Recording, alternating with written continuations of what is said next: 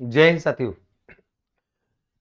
पिछले कुछ model papers जो हमने किए हैं, 6 मॉडल पेपर्स हमारे हो गए हैं और निश्चित तौर पर आपने एक बात बहुत अच्छे से देखी होगी कि हम प्रयास कर रहे हैं कि हर मॉडल पेपर के प्रश्न एक का 4 बने। प्रयास ये हो कि जहां जिस विकल्प पर चर्चा की संभावना बन सकती है, बनती है, वहां पर उस संभावना को बनाया जाए और उसके बारे में भी जाना जाए। तो एक प्रश्न हमारा 4 प्रश्नों के बराबर बैठता है।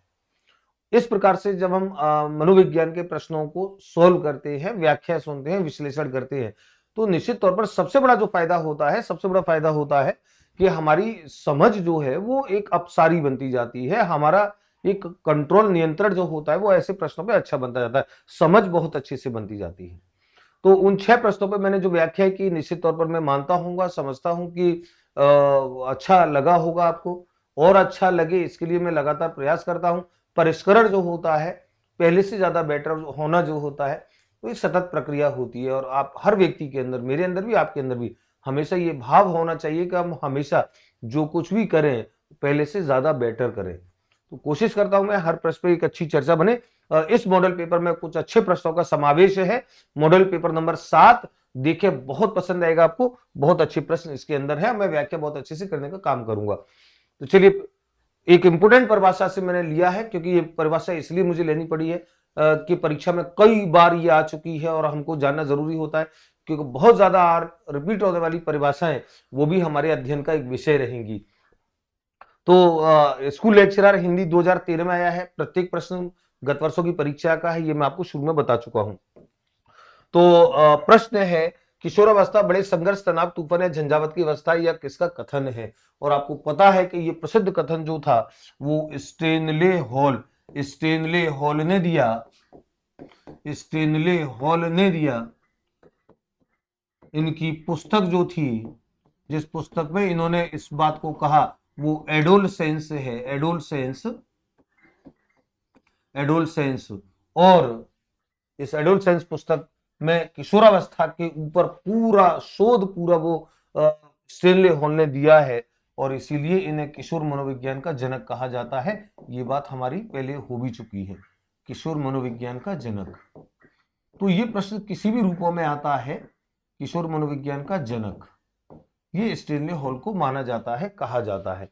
तो क्यों कहा? अब ये जो प्रश्न था कि किशोरावस्था को क्यों संघर्ष, तनाव, तूफान की अवस्था का, इसका भी आपको पता है कि किशोरावस्था में बालक के अंदर, किशोर के अंदर, जैसे ही वो उत्तर बाल्यावस्था से किशोरावस्था में प्रवेश करता है लगभग 12 वर्ष के बाद, तो वहां उसके शरीर में इतने ज्यादा जटिल परिवर्तन होने लगते हैं शारीरिक तौर पर कि वो एकदम उन्हें समझ नहीं पाता है। वो उसकी अपेक्षाओं से परे रहते हैं। तो समायोजन उसका, संवेगात्मक तीव्रता उसकी, शारीरिक विकास उसका, वो सब चीजें, यौन परिपक्वता, विशेष तौर पे यौन परिपक्वता, वो सारी चीजें उसके अंदर इतना एक असमंजस पैदा कर देती है, भ्रम संशय पैदा कर देती है, इतना ज्यादा घबराहट पैदा कर देती है और वो इतने मानसिक द्वंद से उस समय जूझता है। वो समझ नहीं पाता उन परिवर्तनों की श्रृंखला को, वो कई उन परिवर्तनों के कारण नहीं समझ पाता, उसके परिणाम नहीं समझ पाता, एक आशंकित भाव में रहता है। इसी दृष्टि से, इसीलिए स्टेनले हॉल ने अपनी इस पुस्तक एडोलसेंस में किशोर अवस्था को संघर्ष, तनाव, तूफान की अवस्था कहा और इसीलिए ये सबसे जटिल काल माना जाता है। मानव विकास का, अभिवृद्धि विकास के सिद्धांत आपने पढ़े हैं तो ध्यान रखेंगे। ये कथन जो है, ये परिभाषा स्टेनले हॉल की है, जो किशोर मनोविज्ञान के जनक है। पुस्तक एडोलसेंस है और किशोर अवस्था को क्यों कहा जाता है ये हमने देख लिया। अगला प्रश्न है, किशोरों की मानसिक अस्वस्थता से शैक्षिक संस्थानों में क्या निदान कर सकते हैं? है किशोरों की जो मानसिक अस्वस्थता है, शैक्षिक संस्थान का अस्वस्थता का, इसको मैं थोड़ा सा दुरुस्त कर दूं, अस्वस्थता का, अस्वस्थता का शैक्षिक संस्थानों में क्या निदान किया जा सकता है? तो आप देखिए, मानसिक अस्वस्थता से अभिप्राय है कि ऐसे विद्यार्थी, ऐसे किशोर जो कहीं ऐसे संघर्ष, तनाव, तूफान की अवस्था से गुजर रहे हैं, जो कहीं मानसिक तौर पे अस्वस्थ है, तो एक संस्थान उसमें क्या भूमिका निभा सकता है? स्वस्थ प्रद वातावरण प्रदान करके, बहुत सही बात है। आप किशोरों को स्वस्थ वातावरण दीजिए। स्वस्थ वातावरण से मतलब जहां उनके ये जो शंकाएं, आशंकाएं, भय, असुरक्षाएं के जो उनके भाव हैं, वो कहीं उस स्वस्थ वातावरण में, सकारात्मक वातावरण में, पॉजिटिव वातावरण में कहीं वो उनका बैलेंस हो सके, संतुलन हो सके और उनकी जो संवेगात्मक तीव्रता है वो कहीं ना कहीं एक नियंत्रित हो, बैलेंस में आए। प्रभावशाली शिक्षण वातावरण प्रदान करके, बिल्कुल सही है, ये भी बिल्कुल सही है। 100% ये करेक्ट आंसर होता है, ये करेक्ट आंसर। प्रभावशाली, आप उनको शिक्षण वातावरण, जो बात संस्थान की हो रही है, एक संस्थान अपने तौर से शिक्षण वातावरण उनको अच्छे स्तर का पैदा करके, उत्पन्न करके उसको दे सकता है, तो ये सही विकल्प है। और आवश्यकता आधारित पाठ्यक्रम प्रदान करके, ये भी सही है बिल्कुल। ये तीनों विकल्प जो हैं, एक बालक की, एक किशोर की मानसिक अस्वस्थता को दूर करने में महती भूमिका निभा सकते हैं। प्रश्न आया है आरपीएससी स्कूल लेक्चरर सोशियोलॉजी 2016 में। ध्यान रखें, प्रश्न ये मेथड्स का भी है, प्रश्न ये साइकोलॉजी का भी है, और साइकोलॉजी मेथड्स तो वैसे भी एक दूसरे से जुड़े हैं, तो आप इस प्रश्न को मेथड्स में भी डाल सकते हैं, आप इस प्रश्न को साइकोलॉजी में भी। एक बच्चा जो विद्यालय में गया है, संस्थान में गया है, वहां पे उसे एक अच्छा पॉजिटिव वातावरण, एनवायरनमेंट मिले, उसके संवेगों के साथ नियंत्रित करने वाला एक वातावरण उसको मिले, अध्यापक उसको ऐसे मिले जो उसकी समस्याओं से जुड़ करके उसकी समस्याओं को पूछें, जाने, उनका निराकरण करने का प्रयास करें, उसका कुशल मार्गदर्शन करें, ये स्वस्थ वातावरण के अंतर्गत आती है बात। और शिक्षण वातावरण जो है वो अच्छा प्रभावशाली हो, यानी कि बच्चों को पढ़ने पढ़ाने की जो प्रक्रियाएं हैं वो एक अच्छी प्रभावशाली हो, बच्चा रुचि के साथ पढ़े, एक जिज्ञासा के साथ पढ़े, उसे मजा आए पढ़ने में, ये संस्थान का काम होता है। और जो पाठ्यक्रम है वो उसकी आवश्यकता पे आधारित हो। ये सारी चीजें बिल्कुल जस्टिफाई करती हैं एक मानसिक अस्वस्थ बच्चे की आवश्यकता को। अगला प्रश्न है, वाइगोट्स्की के अनुसार सीखने को पृथक नहीं किया जा सकता। बहुत अच्छा प्रश्न है। वाइगोट्स्की की थ्योरी से आपको जुड़ना पड़ेगा। इस प्रश्न का उत्तर तय करने में सीटेट लेवल सेकंड आया एग्जाम 21/2016। तो वाइगोट्स्की उसके सामाजिक संदर्भ से, अवबोधन और अवधारणात्मक तरीकों से, प्रक्रियाओं से, पुनर्वलन से, व्यवहार में मापने योग्य परिवर्तन से। आपको पता है कि वाइगोट्स्की का जो सिद्धांत है सामाजिक सांस्कृतिक सामाजिक सांस्कृतिक सामाजिक सांस्कृतिक कारणों को प्रमुख मानता है। ये वाइगोट्स्की ने इस बात को कहा कि एक बालक के विकास में उसके सामाजिक सांस्कृतिक कारक जो होते हैं वो सबसे ज्यादा महती भूमिका निभाते हैं। इसीलिए तो वाइगोट्स्की के सिद्धांत को सामाजिक निर्मितवाद कहा जाता है। सामाजिक निर्मितवाद। और यही बात जब पियाजे ने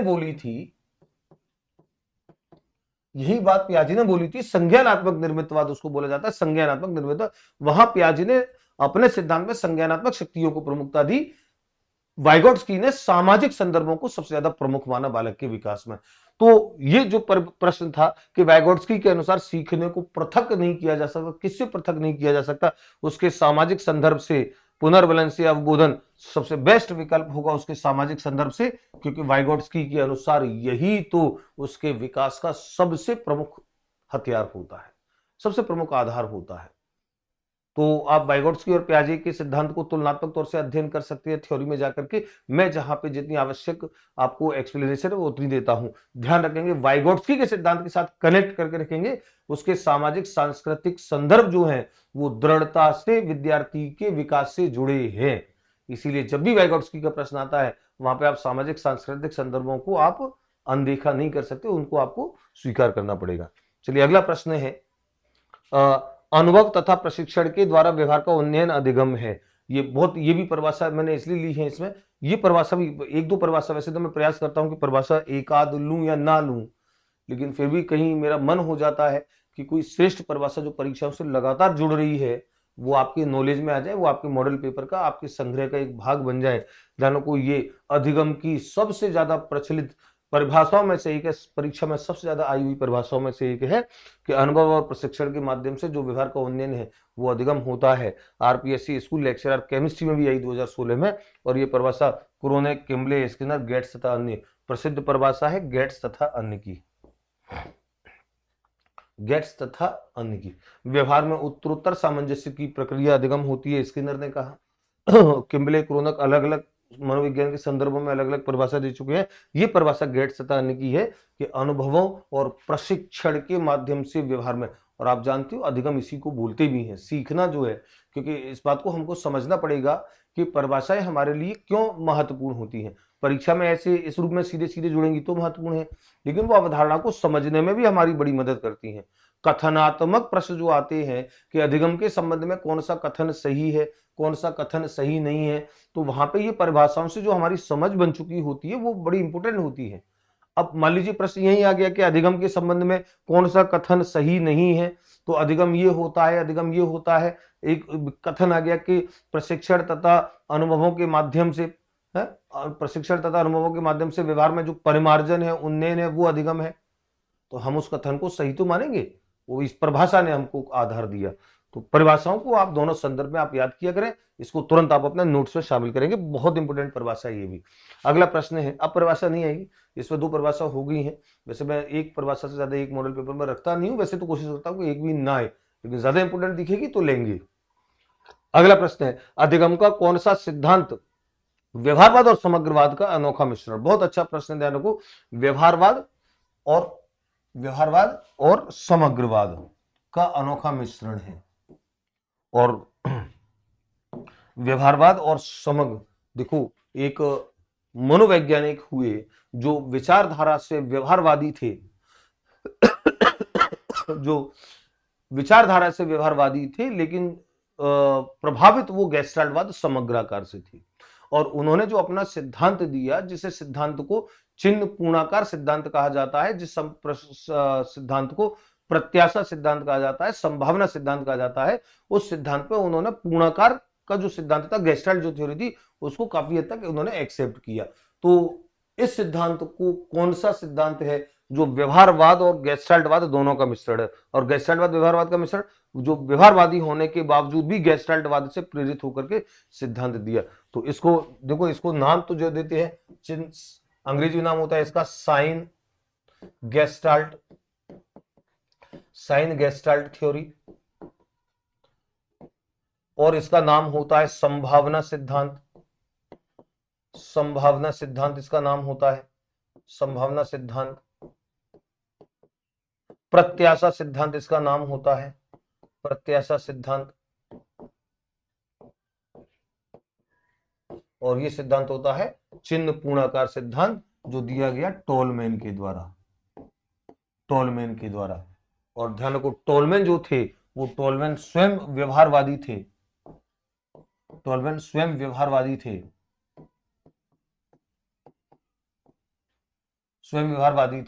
और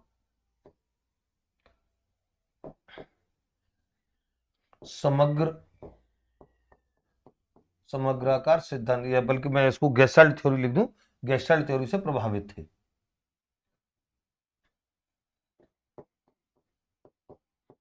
गेस्टाल्ट सिद्धांत से प्रभावित।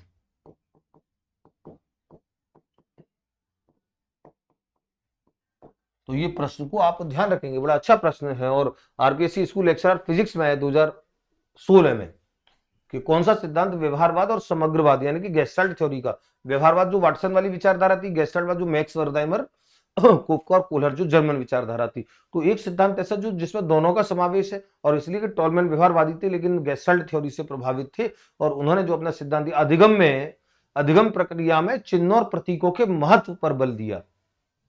जो टोलमैन ने अधिगम प्रक्रिया में चिन्ह और प्रतीकों के बल पर बहुत ज्यादा महत्व दिया, और इस बात को कहा उन्होंने कि जो उद्दीपक है उनका महत्व तभी तक है जब वो व्यक्ति की आवश्यकताओं को पूरा करता हो, उद्देश्यों को पूरा करता हो, तब तक उद्दीपक का महत्व है, जिससे देख करके अनुक्रिया, क्योंकि उद्दीपक को देख करके अनुक्रिया करना ये व्यवहारवाद का सिद्धांत था। और उद्दीपक के बारे में इस बात को कहा टोलमैन ने कि इन उद्दीपकों का महत्व तभी तक है जब ये उद्देश्यों को पूरा करते हैं, बालक की आवश्यकताओं को पूरा करते हैं बालक की, तो इनका महत्व है। तो पूर्णाकार सिद्धांत से प्रभावित होना, खुद व्यवहारवादी होना, इसीलिए इनके सिद्धांत को व्यवहारवाद और समग्रवाद का मिश्रण माना जाता है। और इस सिद्धांत का जो नाम है वो चिन्ह पूर्णाकार सिद्धांत है, संकेत सिद्धांत है, या जैसे मैंने नाम लिखे प्रत्याशा सिद्धांत, संभावना सिद्धांत, साइन गेस्टाल्ट थ्योरी। तो ध्यान रखेंगे ये इस प्रश्न का आंसर। अगला प्रश्न है, निम्न में से बुद्धि का कौन सा सिद्धांत नहीं है?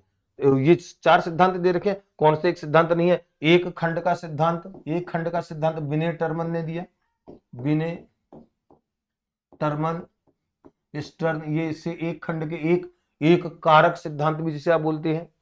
3 खंड का सिद्धांत, जिसे हम त्रितत्व सिद्धांत भी बोलते हैं, त्रितत्व सिद्धांत, ये किसने दिया? स्पीयरमैन ने दिया। और आपको पता है कि स्पीयरमैन ने द्वितत्व सिद्धांत भी दिया। द्वितत्व सिद्धांत जिसमें बुद्धि के दो तत्व माने गए, सामान्य बुद्धि और विशिष्ट बुद्धि। तीसरा तत्व बाद में जब शामिल किया स्पीयरमैन ने ही, समूह तत्व, तो जी तत्व, एस तत्व, यानी कि सामान्य बुद्धि, विशिष्ट बुद्धि, एक तीसरा फैक्टर जो चालू की वो शामिल किया, वो था समूह बुद्धि, ग्रुप फैक्टर। और उसे शामिल किया, तीसरा तत्व शामिल किया, तो वो त्रितत्व सिद्धांत बन गया, त्रिखंड सिद्धांत बन गया। चार खंड का सिद्धांत, चार खंड का सिद्धांत नाम से तो कोई सिद्धांत है नहीं, बहुखंड सिद्धांत है। एक खंड है, तीन खंड है, बहुखंड, बहुखंड मतलब बहुकारक। ये किसने दिया? थॉर्नडाइक ने दिया, थॉर्नडाइक ने दिया। इसे बहुकारक सिद्धांत भी बोलते हैं, बहुकारक। तो सिद्धांत ये एक सिद्धांत नहीं है, ये एक सिद्धांत नहीं, चार खंड का कोई सिद्धांत, एक तत्व सिद्धांत है, द्वितत्व सिद्धांत है, त्रितत्व सिद्धांत है, बहुतत्व सिद्धांत है। तो बहुतत्व सिद्धांत थॉर्नडाइक ने दिया, तीन तत्व का, दो तत्व का स्पीयरमैन ने दिया, एक तत्व का बिने टर्मिनिस्टर ने दिया। ये चार खंड का सिद्धांत नहीं, कोई क्रम नहीं, संख्या नहीं, पढ़ा नहीं चल रहा है 1 2 3 4 5। तो ध्यान रखेंगे चार खंड का सिद्धांत कोई बुद्धि का सिद्धांत नहीं होता है। अगला प्रश्न है 67, बालक प्रासंगिक अंतर्बोध परीक्षण। बालक प्रासंगिक अंतर्बोध परीक्षण आप समझ रहे हैं, CAT, चाइल्ड एपरसेप्शन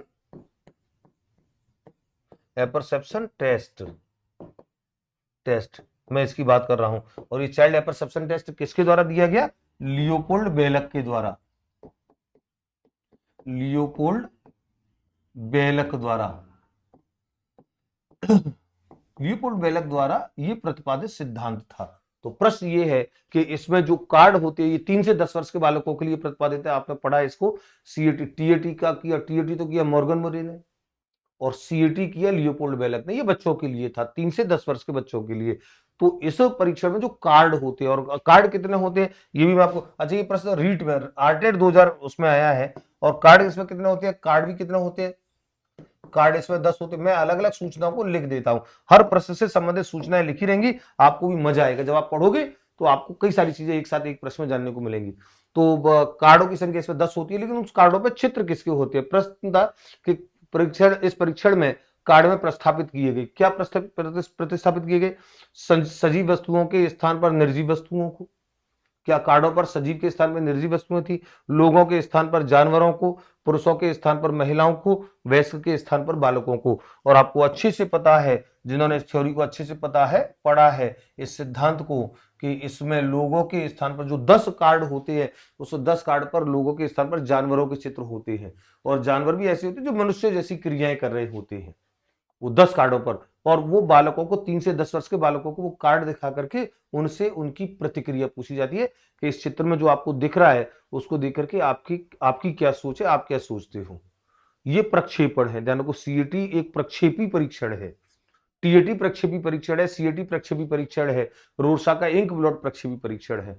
तो इस सीएटी जिसका लियोपोल्ड बेलक ने प्रतिपादन किया, जिसमें चाइल्ड परसेप्शन टेस्ट इसको बोलते हैं, जिसमें 10 कार्ड होते हैं, इसमें कार्डों पर जानवरों के चित्र हैं जो मनुष्य जैसी क्रियाएं करते हैं, आप इतना ध्यान रखिए।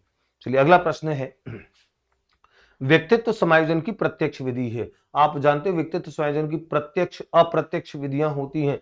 प्रत्यक्ष विधियां वे होती हैं जिसमें आप स्थायी तौर पर उन कारणों को हटा देते हो जो कहीं आपके को समायोजन का कारण बने, उनका स्थायी निराकरण होता है। और अस्थायी जो प्राविधियां होती हैं, अप्रत्यक्ष विधियां जिन्हें बोलते हैं, वो ऐसी विधियां होती हैं जो आपको कुछ समय के लिए कुछ समायोजन से बैलेंस कर देती हैं। तो जितनी भी आपकी चाहे वो प्रक्षेपण हो, चाहे वो दमन हो, चाहे वो शमन हो, चाहे वो क्षतिपूर्ति हो, चाहे वो युक्तिकरण हो, रेशनलाइजेशन हो, चाहे वो प्रतिगमन हो, ये सारी की सारी युक्तियां जो है वो अप्रक्षेपी है, अप्रत्यक्ष है। अप्रक्षेपी नहीं सर, अप्रत्यक्ष है। तो अप्रत्यक्ष है जो अस्थायी होती है। ध्यान रखो, प्रत्यक्ष विधि जो है, प्रतिगमन ये अप्रत्यक्ष है, शोधन ये अप्रत्यक्ष है, ये अप्रत्यक्ष है, ये अप्रत्यक्ष विधि है, प्रक्षेपण ये अप्रत्यक्ष है, बाधा निराकरण जो है, बाधा निराकरण मतलब ऐसी बाधा जो आपको कुछ समायोजित कर रही है, जो आपके समायोजन में बाधा बन रही है, आप उसको बाधा को ही समाप्त कर डालो। न रहेगा आप बाधा निराकरण को ऐसे समझो कि ना रहेगा बांस और ना बजेगी बांसुरी। तो बांस ही नहीं रहेगा तो बांसुरी नहीं बजेगी, तो आपका समायोजन डिस्टर्ब नहीं होगा। ये होती है स्थायी युक्तियां। और बच्चों को प्रत्यक्ष युक्तियां जिसे बोलते हैं, और प्रत्यक्ष युक्तियों में बिल्कुल स्थायी तौर पर उनको हटा दिया जाता है। तो बाधा निराकरण ये प्रत्यक्ष है, ये प्रत्यक्ष है। और बाकी ये तीनों जो हैं, प्रतिगमन, शोधन, प्रक्षेपण, ये सब अप्रत्यक्ष युक्तियां हैं। इसके अलावा और भी कई सारी अप्रत्यक्ष युक्तियां हैं। कौन कौन सी? क्षतिपूर्ति, क्षतिपूर्ति, दमन, युक्तिकरण, है ना। ऐसी कई सारी युक्तियां हैं जो आप समायोजन वाले अध्याय में आप पढ़ते हो। तो व्यक्तित्व समायोजन की प्रत्यक्ष विधि है, प्रत्यक्ष बाधा निराकरण है, शेष ये सब जो है वो अप्रत्यक्ष विधियां हैं। अगला प्रश्न है 69, अधिगम निर्योग्यता का लक्षण है। अधिगम निर्योग्यता, और इसको शब्द को अच्छे से समझो। अधिगम निर्योग्यता का मतलब है कि ऐसे तत्व, ऐसे कारक जो आपको अधिगम करने नहीं दे सकते और वो स्थायी होते हैं, वो कहीं ना कहीं आपके व्यक्तित्व का कहीं ना कहीं एक भाग बन जाते हैं, विकार के तौर पर या किसी तौर पर, अस्थायी तौर पर नहीं। अगर मान लीजिए एक बच्चे को उसका दोस्त क्लास से भगा करके ले जाता है, वो स्कूल से पलायन की प्रवृत्ति है, ये अधिगम निर्योग्यता नहीं मानी जाएगी। आप उसे बच्चे को समझा करके आप उसे स्कूल में ला सकते हैं। अगर एक बच्चे में संवेगात्मक तीव्रता ज्यादा गुस्सा करता है, आप उसे गुस्से को शांत करने के आपके पास कईयों समाधान है, कई तरीके हैं, वो अधिगम निर्योग्यता नहीं है। अगर मान लीजिए एक बच्चे में अभिप्रेरणा का अभाव है, यानी कि अंदर से उसके अंदर एक मोटिवेशन नहीं आ रहा है कि वो कहीं सीखे, लक्ष्य की ओर जाए, तो आप उसके अंदर मोटिवेशन पैदा कर सकते हैं। पैदा हो जाएगा तो अधिगम करने लगेगा। लेकिन कुछ कारक ऐसे होते हैं जो स्थायी तौर पर आपका स्थायी अंग होते हैं और वो किसी भी कीमत पे हटाई नहीं जा सकते और वो अधिगम में बाधा बनते हैं, और वो अधिगम निर्योग्यता होती है। और देखो, भागने की प्रवृत्ति तेज होना, इसको आप भागने की प्रवृत्ति को हटा दो, बच्चा सीखने लगेगा। अशांत ऊर्जावान विध्वंसक होना, आप उसके ये संवेगों की तीव्रता की वजह से आप उसके संवेगों को नियंत्रण करो, ये चीज दूर होगी तो बच्चे के अंदर अधिगम योग्यता आने लगेगी। अभिप्रेरणा का अभिप्रेरणा आएगी तो आने लगेगी। ध्यान रखो, अवधान संबंधी बाधा या विकार जो है, अवधान संबंधी बाधा विकार, ये उससे व्यक्तित्व से हटाया नहीं जा सकता, और यही अधिगम निर्योग्यता है सीखने में किसी प्रकार की। आप देखिए, कोई बालक मंदबुद्धि है, जन्म से मंदबुद्धि है, ये अधिगम निर्योग्यता में आएगा। वो आप उसकी मंदबुद्धि को दूर नहीं कर सकते। तो अधिगम निर्योग्यता उन लक्षणों को, उन कारकों को कहते हैं, उन विकारों को कहते हैं जो अधिगम में बाधक बनते हैं और जिनकी प्रकृति स्थायी होती है। जो अस्थायी प्रकृति के हैं वो अधिगम निर्योग्यता में नहीं आएंगे, इनका समाधान हो सकता है। और लास्ट प्रश्न है इस मॉडल पेपर का, अधिगम हेतु मूल्यांकन निम्न में से डैश डैश छोड़कर अन्य को ध्यान में रखता है। RPSC first grade home science में आया 2020 में। और अच्छा प्रश्न है कि जो अधिगम हेतु मूल्यांकन, ध्यान को, ये क्या है? अधिगम हेतु मूल्यांकन, यानी कि ये है असेसमेंट, असेसमेंट। और ध्यान को हेतु, हेतु, ये हेतु ध्यान रखेंगे, फॉर असेसमेंट फॉर लर्निंग। क्योंकि जिन बच्चों ने मेथड्स मेरे से पढ़े हैं उन बच्चों को बहुत अच्छे से पता है कि मैंने विस्तार से इन 3 शब्दों पे विशेष बहुत ज्यादा अच्छे से चर्चा की है। Assessment for learning, assessment of learning, assessment as learning. अधिगम का मूल्यांकन, अधिगम हेतु मूल्यांकन, अधिगम के रूप में मूल्यांकन। तो वो जो 3 शब्द थे उसमें वहां आपको देखना होता है।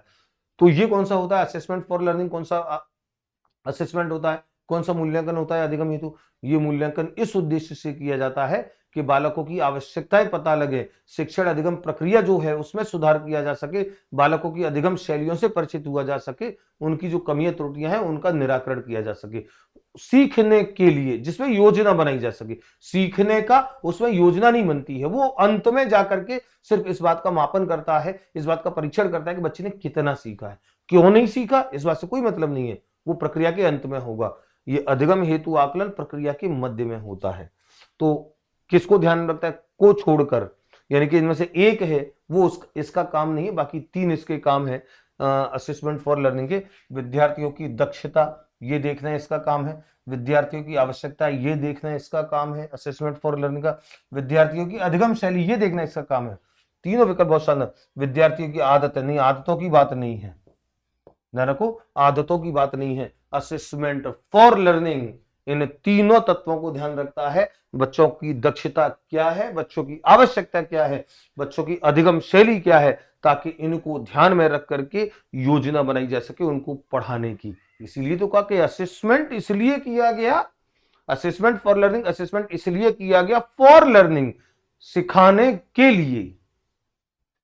तो सिखाने के लिए में इन सब को ध्यान रखा जाएगा। उनकी आदतें क्या हैं, उनकी बाल विद्यार्थियों की, इससे मतलब नहीं होता है असेसमेंट। लेकिन असेसमेंट ऑफ लर्निंग होता है ये, कि असेसमेंट ऑफ लर्निंग में किसका ध्यान रखा जाता है, किस चीज को, तो असेसमेंट ऑफ लर्निंग में केवल प्रक्रिया के अंत में ये देखा जाता है कि बच्चे ने कितना सीखा है। ये मैंने मेथड्स वाले उसमें बहुत विस्तार से ये पूरा वीडियो बनाया है, बहुत ज्यादा अच्छे से आप जाकर के वहां देख सकते हैं।